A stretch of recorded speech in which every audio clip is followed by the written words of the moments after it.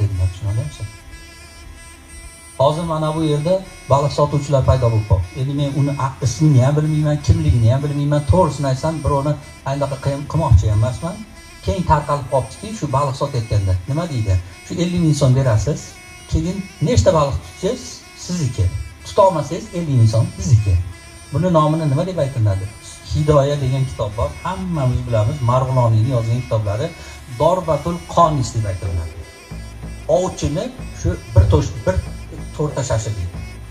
Shuncha berasan, shuncha bor to'rt tashlaysan. Chiqqani seniki, chiqmasa pul meniki deydi. Buni nomini Dorbatul Qonis deb aytiladi.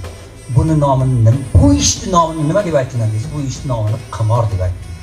Alloh taolo Qur'oni Karimda hurrimat alaykumul maytatu vaddam va lahmul khinzir val maysir deb qo'ygan. Qimor sizga harom qilindi. Tushuna olyapsizmi?